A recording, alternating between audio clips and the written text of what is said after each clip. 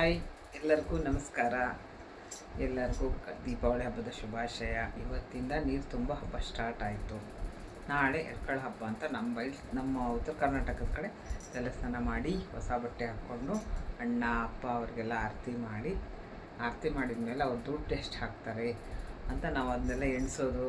ಅದು ಎಷ್ಟು ಚೆನ್ನಾಗಿರೋದು ಗೊತ್ತಾ. ನಾವು ಚಿಕ್ಕವರಿದ್ದಾಗ ತುಂಬ ಚೆನ್ನಾಗಿ ಹಬ್ಬ ಮಾಡ್ತಿದ್ವಿ. ನಾವು ಚಿಕ್ಕವರಿದ್ದಾಗ ಬರೀ ನಮ್ಮ ಅಜ್ಜಿ ಬಟ್ಟೆ ಹೊಲಿಸೋದು, ಅದನ್ನ ಹಾಕ್ಕೊಳ್ಳೋದು, ಅದಕ್ಕೆ ಮ್ಯಾಚಿಂಗ್ ಬಾಳೆ, ರಿಬ್ಬನ್ನು, ಹೂವು ಕಟ್ಕೊಂಡು ಎಷ್ಟು ಖುಷಿಯಾಗಿ ನಾವು ದೀಪಾವಳಿ ಹಬ್ಬ ಮಾಡ್ತಿದ್ವಿ ಗೊತ್ತಾ. ನಮ್ಮೂರಲ್ಲಿ ಆ ಹಬ್ಬದ ವಾತಾವರಣ ಇಲ್ಲೇ ಇಲ್ಲ. ಈಗಿನ ಹುಡುಗರು ಮಾಡೋದು ಇಲ್ಲ. ನಮ್ಮ ಈಗಿನ ಹುಡುಗರು ಏನು ಗೊತ್ತಾ, ಮೊಬೈಲ್, ಟಿ ವಿ ಅಷ್ಟೇ.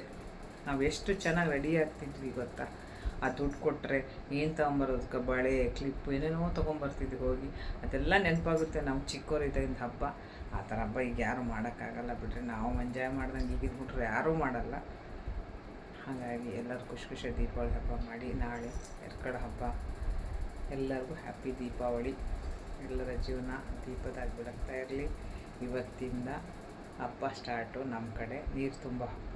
ನಾಳೆ ಎರ್ಕಡ ಹಬ್ಬ, ನಾಡಿದ್ದು ಅಮಾವಾಸ್ಯೆ, ಧನಲಕ್ಷ್ಮಿ ಪೂಜೆ, ಅಚ್ಚೆ ನಾಡ್ದು ಪಾಡ್ಯ.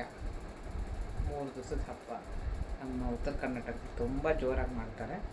ಹಾಗಾಗಿ ನಾನು 3 ದಿವಸನೂ ಇಲ್ಲೇ ತುಮಕೂರಲ್ಲೇ ಇದ್ದೀನಿ. ಇಲ್ಲೇ ಹಬ್ಬ ಮಾಡ್ತೀನಿ.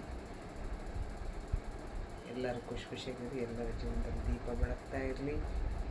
ಎಲ್ಲರ ಮನೆ ದೀಪ ಹಚ್ಚೋ ಕೆಲಸ ಮಾಡೋಣ. ಎಲ್ಲರೂ ಸೇರಿ ಒಂದಾಗಿರೋಣ, ಖುಷಿಯಾಗಿರೋಣ, ಎಂಜಾಯ್ ಮಾಡೋಣ. ಓಕೆ, 3 ದಿವಸ.